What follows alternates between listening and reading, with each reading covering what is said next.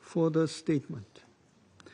I now give the floor to Her Excellency Ms. Yvette Cooper, MP, Secretary of State for Foreign, Commonwealth and Development Affairs of the United Kingdom.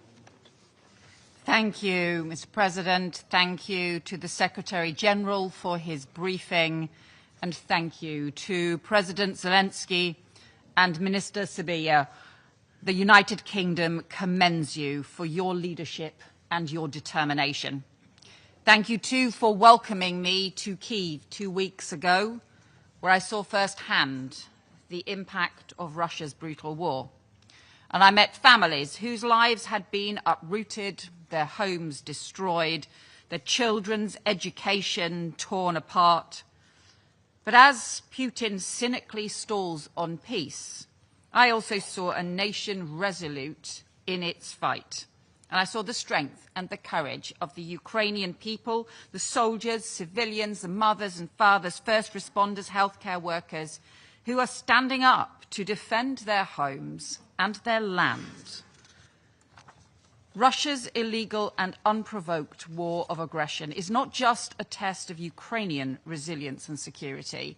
It is an assault on the United Nations Charter and its most foundational principles, respect for sovereignty and for territorial integrity, principles on which we all depend every day and feel acutely whenever they are threatened.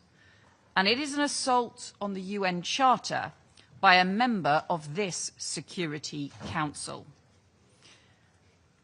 President Zelenskyy has made clear that he wants peace and wants this war to end, that he and Ukraine have supported a full unconditional ceasefire and reaffirmed his readiness to meet President Putin.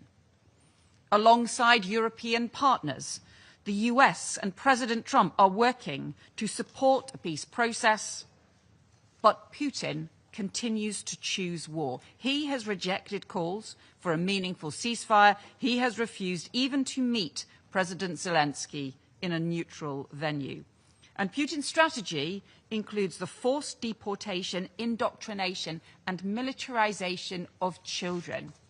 It includes the intensifying of targets against civilians, strikes on Ukrainian cities and critical infrastructure, on families as they sleep in their beds at night. Civilian casualties have risen nearly 40%, with children killed in playgrounds, diplomatic premises and government buildings damaged, hospitals and schools destroyed. And these are not accidents of war. They are the result of a cruel strategy targeting the people and communities of Ukraine. But anyone who knows Ukrainians knows that this will never succeed, because their determination to hold on to their freedom, to protect their families, their nation, far exceeds Russia's ability to take those things away. And indeed, what we have seen is Ukraine repeatedly undermine Russia's military goals, so that despite the huge Russian mobilization attempts in the last 3 years, their overall impact on their military goals has been minimal. In this war that they started, their losses are now 20 times higher than were Soviet losses in Afghanistan. In this war that they are continuing to pursue, they are struggling to recruit. And in some areas, their stocks are so low they have resorted to using military equipment from the 1950s. What is this for?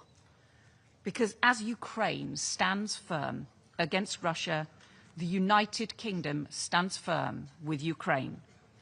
We know that Ukraine's security is our security, and all of us depend on upholding the UN Charter.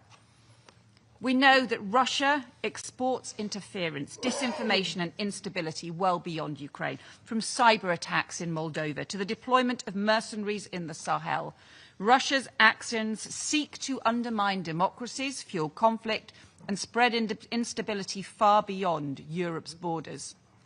And in recent weeks, we've seen provocative and reckless violations of NATO airspace in Estonia, Poland and Romania, against which NATO stands firm, and we will be ready to act. So the UK will continue to stand with Ukraine, providing the support it needs to defend itself now and to rebuild in the future. Rebuilding as a strong, prosperous nation, free to make its own choices. And so I say to the representative of the Russian Federation, we will target your ailing economy, your oil and gas revenues that are paying for this war, the defence industries making your munitions and weapons, because we know for Russia the price of war is piling up and the sanctions are tightening the screws. Falling energy revenues are squeezing the state budget and oil revenues are now at a 5-year low, but we will go further, be in no doubt. And to our Ukrainian friends, I say, you have the UK's unwavering support now and for decades to come. And to this Council, I simply offer a reminder that 80 years ago, our predecessors came together as United Nations to save succeeding generations from the scourge of war. That mission remains as noble today as it was in 1945. Each generation is tested anew, and we must rise to this test for Ukraine and for us all. Thank you. I thank Her Excellency Ms. Cooper for the statement. I now give the floor to His Excellency Mr. Ahmed Attaf, Minister of State, Minister of Foreign Affairs, National Community Abroad, and African Affairs of Algeria. Vous avez la parole. Shukran. Shukran. Thank you, Mr. President. We are meeting once again to recognize with great regret, pain and bitterness the ongoing war that is raging in Ukraine. This war now is going into its 4th year, and we still can't see a solution on the horizon. And in the near future, we can't see any possibility of putting a lasting end to the effects of this war. My country had hopes with regard to the good offices and diplomatic efforts undertaken this year, and which had as their aim putting an end to this war through dialogue and negotiation. This is the only way that will allow the two warring parties to achieve the goal that they wish for. Today, even more than in the past, we would reiterate that these good offices and diplomatic efforts need to be relaunched. We must promote their impact, and in order to close the doors to escalation and the